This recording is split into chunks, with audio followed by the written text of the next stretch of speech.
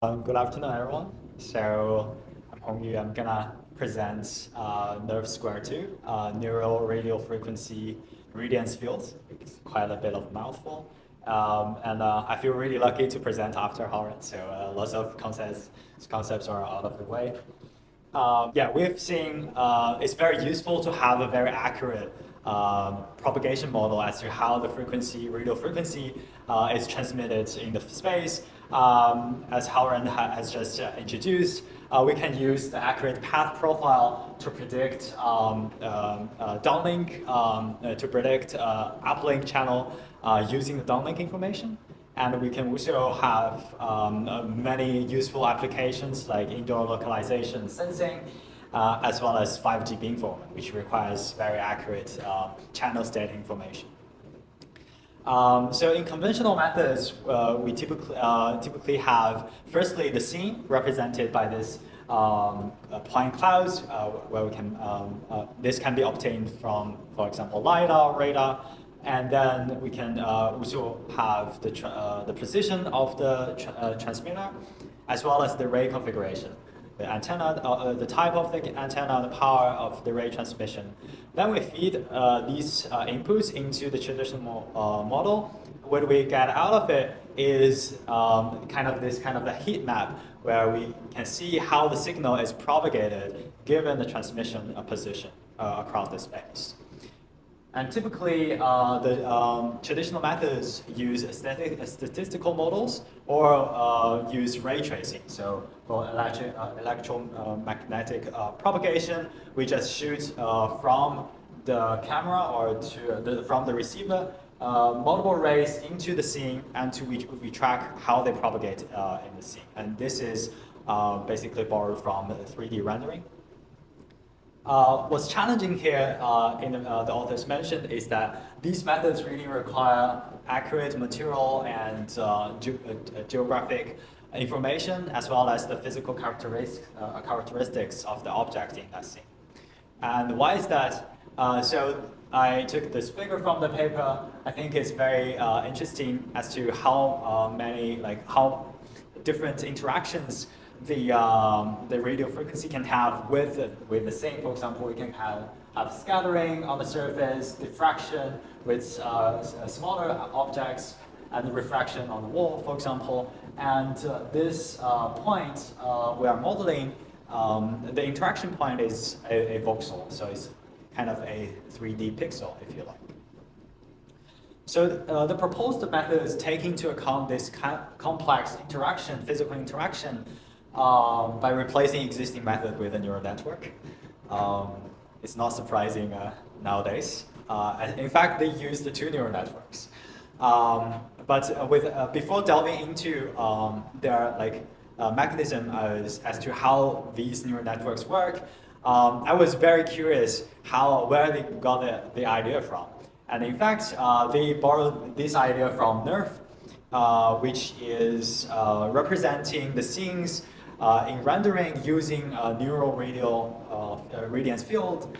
And it's one of the most highly cited papers in computer vision neural network, machine learning fields. So the main idea is that we feed into 2D images describing, if you like, a specific scene. And then we give it to the neural network. What it spills out is a synthesized 3D views of that scene described by those images. And this is very different from the traditional machine learning methods, because what we are doing here is that we are massively overfitting this specific neural network with the information of that scene. And I found it's very interesting because this means that this neural network is specific to that scene. And we are storing all the information in the weights of that neural network. What I mean by that is, that the model itself is like database that stores the spatial information of that scene. So, and this can do some interesting stuff. For example, we can query this model by giving a coordinate of that space and a viewing angle, and then we can get the color color of that specific voxel as well as the density of that color, which I find this very interesting. And although this paper is pretty old, like it's 4 years old, this kind of idea is widely used in machine learning communities too.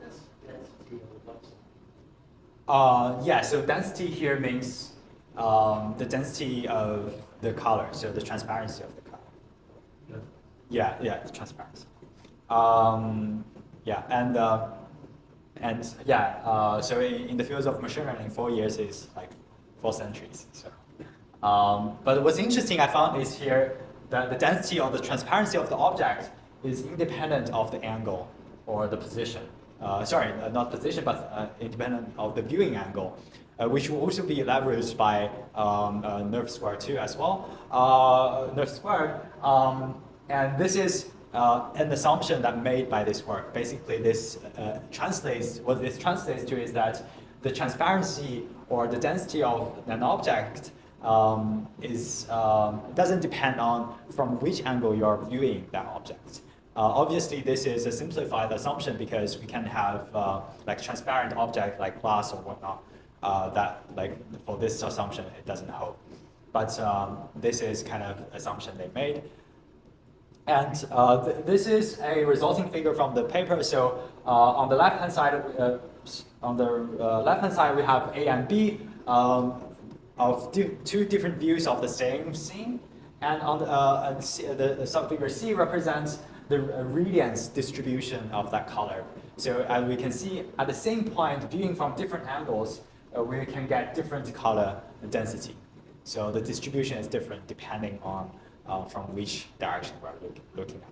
And this resembles what we have in the spatial spectrum of the radio propagation in a 3D environment, where in this case we have a space and the antenna array as a transmitter, and the receivers, the P's, or peppered around the space. And the result is that, as we will see later, the distribution of the signal strength viewing from different transmitter is also different. That is what this work wants to model, the underlying physical property. If there's no question, then I will move on to the design. So the design, so as I mentioned that what's being proposed is to use 2 neural networks to represent the underlying physical space. And actually they have, each of them has a name. So the first network is the attenuation network. As the name suggests, it produces the attenuation value of that specific px representing the position of that voxel x. So it takes the encoded E representing the encoding of that voxel as an input, and output that delta P, which is the attenuation feature of that voxel. And then the second neural network is called radiance network. It takes the three inputs, both the transmission position and the viewing angle, as well as the attenuation, and it spills out the signal strength or the path profile from that angle at that voxel. And what's interesting here, you can see that the density of that voxel is also independent of the viewing angle as well as the transmitter. So in this case, I think what the authors are assuming is that we have a static environment and it doesn't change with the transmitter. So this formula in the paper concisely represents this neural network taking 3 inputs and gives out 2 outputs. Yeah, please.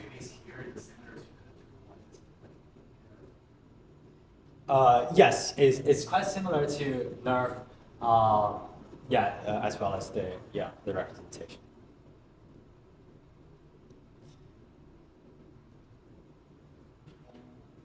Yes. So now the paper also introduced. So now we have this magical function f represented by the 2 neural networks. Now the author introduced how they actually use this magic function to do ray tracing, to construct the radiant fields. And first of all, we have the receiver function receiving the signal propagated from the transmitter. So in this case, first we have, as Howard has introduced, the attenuation on the amplitude as well as the phase shift from the signal S transmitted from the transmitter. And this is the Friis propagation model. Next we have, because we have different angles, each voxel point is receiving propagation signals from different angles. So what this translates to is that we need to accumulate powers from different directions. And here, in this figure from the paper, so this is quite a busy figure. So to break it down, we have the ray shooting from the receiver out to the space. In order to trace these rays, we also have different voxel points, P1 to P5, and we can represent their position using this formula. And the receiver is where the R, so the radius, so to speak, is 0, and we have the angle, so this ray is shooting from this angle. And the next, for each ray, is receiving power or signals from different directions. So in this case, we have direct signal received from the transmitter itself, and we have potentially scattering and diffraction, reflection as well. One assumption made by the paper, as you have probably could tell, is that each voxel is regarded as an independent source of retransmission of the signals. So in this case, this voxel is emitting a signal independently of the other voxels. So the interference between signals are ignored. And here, the signal here, what I'd like to point out is that we have a negative direction because the ray in which it's being, the ray direction is the opposite to how the signal is received, actually. And given this ray tracing model, now what we have is to calculate individual attenuation using the model that we've, using the neural network. So what this means is that we need to take into account the attenuation among those voxels.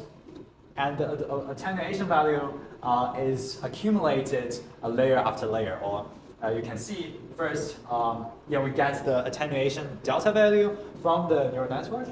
And from the furthest point, so P5, it's the propagation P4 is attenuated by all the previous points, and as well as P3, and at the last layer, P1, for example, is attenuated by all the points that came before it. And this translates to a square the complexity because we have n times n minus 1 kind of interactions for each point. And this is actually the key idea of NeRF squared. Basically, they are, instead of using the whole neural network end to end, they are basically parameterizing the physical model, underlying physical model, using the output of the neural network, which I find very, very interesting. Apart from the ray tracing methods, the author also provided two antenna specific model for training.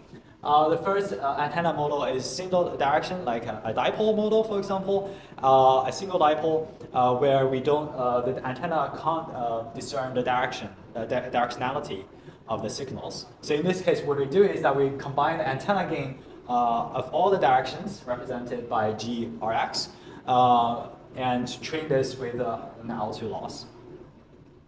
For a phased antenna, for example, an antenna array K by K, what we do is that we are aggregating the phase shift. So in this case, we have a complex weight value power and also introduced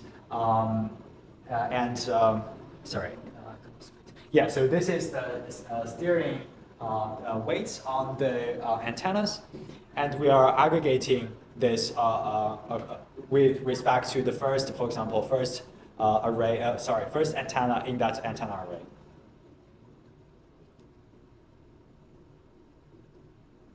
And what this means, to put this into perspective, each viewing angle omega can be represented by alpha and beta. So alpha is basically the SWIP, the azimuth, and beta is the rise, the elevation. So in this case, we can represent any voxel given a specific antenna array. There's in the 3D space, and what this translates to is a spatial spectrum. In this case, if we were to have the smallest granularity being 1 degree, and this was the psi represents. So this is the spatial spectrum of the entire space that can represent. And in training, we basically calculate the ground truth psi, and we compute the output loss with the calculated psi, as well as with the output from NeRF squared. And this paper introduced a concept called turbo learning. So basically, what motivates this is that collecting data from the real world is strenuous and difficult. So what the authors propose is that to use NeRF squared as a generator, a data generator for upper layer applications. So for MIMO, for AOA prediction, for localization, and so on. So in this case, we only need to train NeRF squared and to give using a limited amount of ground truth data. And then we can generate massive amounts of synthetic data combined with the ground truth data to train upper level applications. Which I really took issue with was that we still need collect data to train NeRF model first. But in this case, we can generate a lot more data compared to the ground truth data that we have. If there are no questions, I will move on to evaluation. So first, the authors evaluated the spectrum synthesized from NeRF squared. So in this case, the ground truth I've mentioned, the psi is calculated using the theoretical formula. And the baselines are first the pure ray tracing method using MATLAB. We also have used a GAN model which takes the transmitter's location as input and spills out the spectrum profile as an image. It's interesting. And also another baseline is the VAE model that takes the spectrum images and spells out, training images and spells out the predicted images. So in this case, what do we have? This is the previous setup I've just shown. So in this case, we have the ground truth data on the left-hand side and all the subsequent baseline models. As we can see, NeRF, the results from NeRF resemble the most to the ground truth data. And quantitatively speaking, we have, they used this SISIM. So basically, this is a metric measuring the visual difference between two images. So so in this case, we have the median value being the largest. So sorry, the larger SSIM is, the better. So the more similar the two images are. In this case, the median value, as we can see, NeRF squared really stands out. And the conclusion here is that the baselines don't understand the physical properties of the underlying space, which was argued to be really important.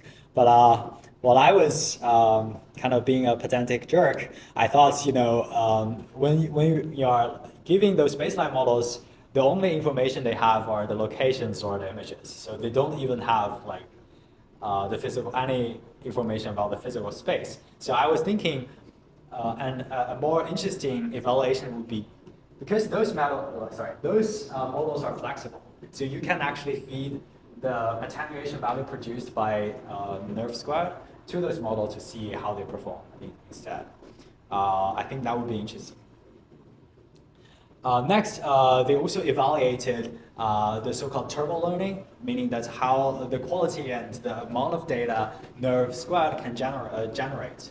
So in this case, what we have, the task is to predict the angles of arrival given the spatial spectrum. And we are using so-called AANNs. So these kind of neural networks are basically taking the spatial spectrum as an input and propagate it into the function mapper and produce the angle.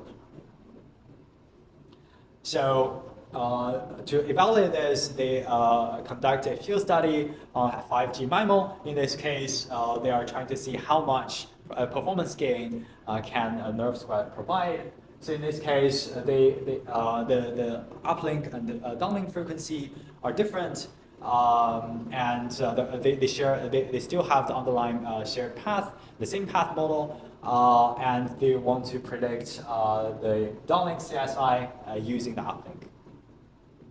The NeRF squared formulation, sorry, I should have said, is that we are taking, instead of the position of the voxel, the authors used the